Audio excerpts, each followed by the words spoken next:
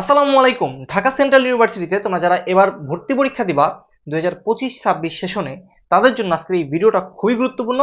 এই ভিডিওর মাধ্যমে তুমি জানতে পারবা ভর্তির তথ্য, মান বন্টন এবং কিভাবে আবেদন কবে থেকে হবে এবং কিভাবে করতে হবে সবকিছুর প্রসেস তোমাকে আমি এই এক ভিডিওতে বলবো। ইনশাআল্লাহ তুমি এইখান থেকে নিশ্চিত হতে পারবা যে কিভাবে কি করতে হবে, 10 জায়গায় আর দৌড়াতে হবে না। এই এক ভিডিওর মাধ্যমে সবকিছু পেয়ে যাবা। তাই তোমার কাজ হচ্ছে গিয়ে ভাইয়ের সাথে থেকে জাস্ট 2টা মিনিট সময় নিয়ে এই ভিডিওটা দেখা। ইনশাল্লাহ পরবর্তী সকল আপডেটস আমাদের এই চ্যানেলে পেয়ে যাবা। তাই আমাদের এই চ্যানেলটাকে সাবস্ক্রাইব করে রাখিও এবং শেষের দিকে কিন্তু চমক আছে, জাস্ট ওয়েট করো। যারা সারা বছর কিছুই পড়াশোনা করো নাই, মানে ভালো ভার্সিটিতে হচ্ছে গিয়ে চান্স পাওয়ার একটা সুযোগ তুমি মিস করেছো, তো এটা তোমার জন্য ভালো একটা সুযোগ হতে পারে এবং ইনশাল্লাহ এখান থেকে তুমি ভালো একটা জায়গায় চান্স পেলে তোমার লাইফে চেঞ্জেবল তৈরি হতে পারে। তো চলো আমরা একটু দেখে আসি। প্রথমত এই জায়গাটা আমরা কি দেখবো ভাইয়া? আমরা দেখবো কবে পরীক্ষা হবে, কারা দিতে পারবে এবং চান্স পেতে তোমার কি কি করতে হবে সেটা আমরা দেখব। তো এইখানে আমাদের পরবর্তী পার্টে আমাদের কি রয়েছে, ঢাকা সেন্ট্রাল ইউনিভার্সিটি, অর্থাৎ যেটাকে আমরা 7 কলেজ বলতেছি, যেটা এখন বর্তমানে বাংলাদেশের তোমার হচ্ছে 57তম স্বায়ত্তশাসিত বিশ্ববিদ্যালয়। এই 57তম স্বায়ত্তশাসিত বিশ্ববিদ্যালয়ে তোমার দেখা যাচ্ছে কি প্রতি বছর, গত বছরও দেখা গেছে ভর্তি পরীক্ষা নিয়েছে। তারা হচ্ছে কি রানিং শিক্ষার্থী ঢাকা সেন্ট্রাল ইউনিভার্সিটিতে। আর যারা রানিং রয়েছে, বর্তমানে চলমান যারা সেশনগুলো রয়েছে, তাদেরকেও নাকি অন্তর্ভুক্ত করা হবে। তো এখন এখানে পড়তে হলে তোমার কি কি যোগ্যতা লাগবে ভাইয়া? আসন সংখ্যা, জিপিএ যোগ্যতা, মান বন্টন, এই সবকিছু আমরা বলবো। প্রথমত ভাইয়া কি রয়েছে, মান বন্টনের দিকে যদি আমরা যাই, তার আগে ঢাকা সেন্ট্রাল ইউনিভার্সিটির মধ্যে কোন কোন কলেজগুলোতে, কোন কোন ক্যাম্পাসগুলোতে কি কি আসন রয়েছে। তো তোমরা যখন ঢাকা সেন্ট্রাল ইউনিভার্সিটিতে তোমরা যখন পড়াশোনা করবা, তখন প্রত্যেকটাকে ক্যাম্পাস হিসেবে তোমার ধরা হবে আর কি, যেটা বলা হয়েছে। আর এখন হচ্ছে গিয়ে ভাইয়া এখানে পড়লে আসলে তুমি কি কি ফ্যাসিলিটিস পাবা? সকল ধরনের ফ্যাসিলিটিস এখানে রয়েছে এবং ঢাকার বুকে থেকে পড়া অন্যান্য পাবলিক কয়েকটা পাবলিক ইউনিভার্সিটির থেকে মানে অনেক বেটার। তো এই জন্য তুমি ঢাকার বুকে যদি থেকে পড়তে পারো, তাহলে ইনশাল্লাহ হচ্ছে গিয়ে ভালো কিছু হওয়ার পসিবিলিটি রয়েছে। যেমন ঢাকা কলেজে ঢাকা কলেজে কি রয়েছে ভাইয়া? বিজ্ঞান বিভাগে 775টা আসন রয়েছে, ব্যবসায় শিক্ষা রয়েছে 234, কলা ও সামাজিক বিজ্ঞানে রয়েছে 681, মোট আসন হচ্ছে 1690টা রয়েছে ঢাকা কলেজে। তো এখানে কিন্তু হিউজ একটা অপরচুনিটি এবং ছেলেদের পছন্দের কাতারই থাকে প্রথমত ঢাকা কলেজ। এরপর রয়েছে ইডেন মহিলা কলেজে বিজ্ঞান 876 এবং বাংলাদেশের টপ কিছু ইউনিভার্সিটি বাদ দিয়ে যদি অন্যান্য ভার্সিটির কথা ধরি, তাহলে সবার আগে এগুলো থাকবে, এই ক্যাম্পাসগুলো আগায় থাকবে। আচ্ছা দেখো, ব্যবসায় শিক্ষা 419, কলা ও সামাজিক বিজ্ঞান 785 এবং মোট আসন হচ্ছে 2080টি। বেগম বদরুন্নেসা সরকারি মহিলা কলেজে বিজ্ঞান বিভাগের জন্য 576টা আসন, ব্যবসায় শিক্ষা 151, কলা ও সামাজিক বিজ্ঞান 593, মোট আসন হচ্ছে 1320টা। তো এখানে যদি পড়তে পারো ইনশাল্লাহ তোমার জন্য একটা অপরচুনিটি তৈরি হবে যে ঢাকার বুকে থেকে পড়া, এখানে টিউশন পাওয়া যায়, ভালো ফ্যাসিলিটিস রয়েছে। তুমি যদি নিজেকে ঢাকার পরিবেশে মানিয়ে নিতে পারো, ইনশাল্লাহ ভালো একটা জব তুমি এখানে পড়াশোনার পাশাপাশি করতে পারবা। আচ্ছা এরপর দেখো, এরপর রয়েছে সরকারি সরোয়ার্দী কলেজ। এখানে হচ্ছে বিজ্ঞান 520, ব্যবসা শিক্ষা 155, কলা ও সামাজিক বিজ্ঞান 465, মোট আসন 1140টি। এখন দেখো এরপরে কি রয়েছে, এরপরে ভাই রয়েছে সরকারি তিতুমির কলেজ। এখানে ভালো ভালো ডিপার্টমেন্ট রয়েছে, বিজ্ঞান রয়েছে 820, ব্যবসায় শিক্ষা রয়েছে 415, কলা সামাজিক বিজ্ঞান রয়েছে 765, মোট আসন হচ্ছে 2000টি। সরকারি বাংলা কলেজ, এখানে রয়েছে 711টা বিজ্ঞানের জন্য আসন, ব্যবসায় শিক্ষা 225, কলা ও সামাজিক বিজ্ঞান 674, মোট আসন হচ্ছে 1610টি। আচ্ছা এখানে রয়েছে বিজ্ঞানের কবি নজরুলের জন্য রয়েছে 495, ব্যবসায় শিক্ষার জন্য রয়েছে 286টি, কলা ও সামাজিক বিজ্ঞান 529, মোট রয়েছে 1300টি। সর্বমোট আসন হচ্ছে 4773 বিজ্ঞানের জন্য।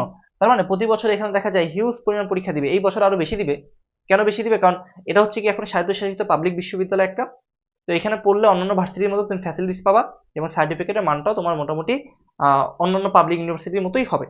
তো এখন দেখো, এরপর হচ্ছে ব্যবসায় শিক্ষা রয়েছে 1885টি, এরপর রয়েছে কলা ও সামাজিক বিজ্ঞান 4492টি, মোট 11150টি আসন রয়েছে এখানে। তার মানে তুমি দেখো 11150 জনের স্বপ্ন ঢাকায় পূরণ হবে। তো ঢাকায় মানুষ থাকতে চায়, চাকরির জন্য মানুষ ঢাকায় আসে। তো তোমার একই সাথে ঢাকায় যদি চান্স পেয়ে যাও, ইনশাল্লাহ তোমার সবকিছুর দিক থেকে ফ্যাসিলিটিস তুমি পাবে। প্রথম দিকে একটু কষ্ট হবে মানিয়ে নিতে, বাট আস্তে আস্তে তুমি যখন কমফোর্ট জোনে চলে আসবা, ভালো হবে। তো এখন দেখো এইখানে এইখানে হচ্ছে গিয়ে ঢাকা সেন্ট্রাল ইউনিভার্সিটিতে আবেদন যোগ্যতা কি, তুমি কি কি আবেদন হলে, মানে যোগ্যতা অর্জন করলে তুমি আবেদন করতে পারবা। তো এইখানে আবেদন যোগ্যতার মধ্যে যারা এসএসসি 2020-এ দিয়েছো, 21-এ দিয়েছো, 2022-এ দিয়েছো, 23 সালে দিয়েছো, তারা এখানে অ্যাটেন্ড করতে পারবা, কোনো সমস্যা নাই। এবং এইচএসসি যারা সেকেন্ড রয়েছে, অর্থাৎ 2024-এ দিয়েছো, 25-এও দিয়েছো, এইভাবে যারা রয়েছে তারাও চাইলে এখানে অ্যাপ্লাই করতে পারবা, আবেদন করতে পারবা। এবং বিগত বছরে যে প্যাটার্নে প্রশ্ন হয়েছিল সেই প্যাটার্নেই প্রশ্ন হবে। কারণ এখন পর্যন্ত দেখা যায় কি তোমার প্রশাসনিক যারা রয়েছে কর্মকর্তা ওইভাবে একবারে সেট আপ হতে পারে না, তাই এখন পর্যন্ত ওইভাবে সবকিছু নিজস্বভাবে হচ্ছে কি ওইভাবে সেট আপ করে পরীক্ষা নেওয়া পসিবল হচ্ছে না। তাই পূর্বের ধাঁচেই পরীক্ষাগুলো হবে, পূর্বের মানদণ্ড অনুযায়ী পরীক্ষা হবে। তাই জন্য তোমার প্রিপারেশনটা যাতে পূর্বের মানদণ্ড অনুযায়ী থাকে, তাহলে তুমি ভালো একটা জায়গায় থাকতে পারবে। দেখা যাবে বিগত বছরে যে কোয়েশ্চেনগুলো আসছিল ওইখান থেকে কোয়েশ্চেনগুলো প্রায় সময় দেখা যায় কমন পড়ে। তো তাই জন্য কোন টপিকগুলো থেকে কোয়েশ্চেন হচ্ছে সেগুলো একটু ভালো করে ফোকাস দিবা। এবং তোমরা যারা হচ্ছে গিয়ে মানে অগোছালো প্রস্তুতি নিয়ে চিন্তায় আসো যে আসলে আমি ডিসিওতে ভর্তি হতে চাচ্ছি ঢাকা সেন্ট্রাল ইউনিভার্সিটিতে, তো আমার জন্য একটা পূর্ণাঙ্গ একটা গাইডলাইন দরকার। আমি নিজে শেষ সময় নিজেকে জাস্টিফাই করতে চাচ্ছি, কারণ পরীক্ষার আর বেশি দিন মানে বাকি নাই। তুমি দেখো এখানে, তো আমরা হচ্ছে গিয়ে ডিসিও এক্সাম ব্যাচ যেটা রয়েছে অনলাইনে তুমি হচ্ছে গিয়ে চাইলে ভর্তি হতে পারো। এবং যেখানে এক্সাম ব্যাচে অর্থাৎ 500 টাকা দিলে, যেটা আমাদের 1000 টাকা ছিল, 500 টাকায় তুমি হচ্ছে গিয়ে লাস্ট শেষ মুহূর্তে তুমি এক্সামগুলো দিয়ে নিজেকে জাস্টিফাই করতে পারো যে কোন ধরনের কোয়েশ্চেন আসতেছে। এবং চাইলে তুমি শেষ মুহূর্তের প্রস্তুতি অর্থাৎ 1 মাসের মধ্যে তুমি চাইলে প্রস্তুতি গুছিয়ে নিতে পারো, যে আমরা এখান থেকে প্রায় 50টার মতো লাইভ ক্লাস নিব ডিসিও শেষ মুহূর্তের প্রস্তুতি, যার ফিস হচ্ছে 1000 টাকা। যারা যোগাযোগ করতে চাও অবশ্যই এই নাম্বারে যোগাযোগ করো। আচ্ছা ভাই, এটা গেল। এখন খেয়াল করে দেখো এখানে যে জিপিএ যোগ্যতা রয়েছে, জিপিএ যোগ্যতা কি কি থাকতে হবে? বিজ্ঞান বিভাগের জন্য মোট 7.0 থাকতে হবে, এইচএসসি এবং এসএসসি মিলায় থাকতে হবে।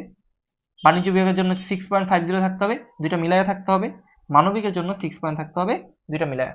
এটা যদি তোমার থাকে তাহলে তুমি এখানে আবেদন করতে পারবা। ওকে, এটা গেল। এরপরে এরপরে এবার বলছে ঢাকা সেন্ট্রাল ইউনিভার্সিটি ডিসিইউ। এই জায়গাটায় তুমি খেয়াল করো ভর্তি পরীক্ষার মান বর্ণনটা কেমন হবে। টোটাল পরীক্ষা হবে 100 এমসিকিউ, 100 এমসিকিউ 1 ঘন্টায়। জিপিএ থেকে থাকবে 20 নাম্বার, টোটাল তার মানে 120 নাম্বার।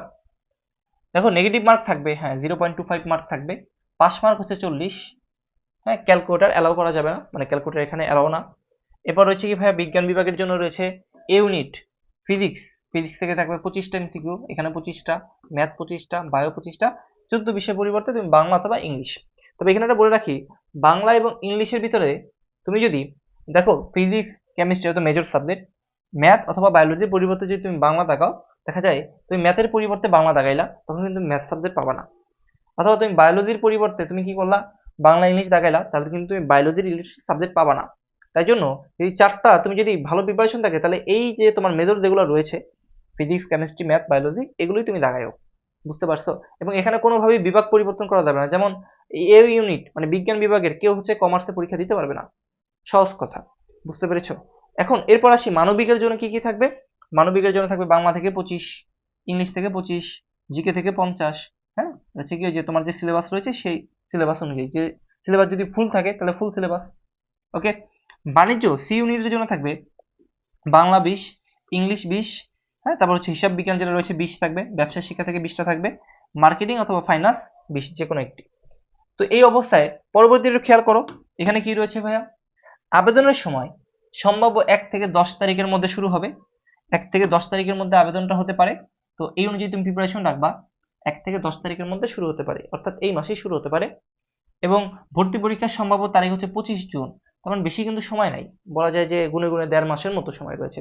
তাই আমি বলবো কি ভর্তি পরীক্ষার সময় সম্ভাব্য 1 থেকে আবেদনের সময় হচ্ছে 1 থেকে 10 মে, ভর্তি পরীক্ষার সম্ভাব্য সময় হচ্ছে 25 জুন।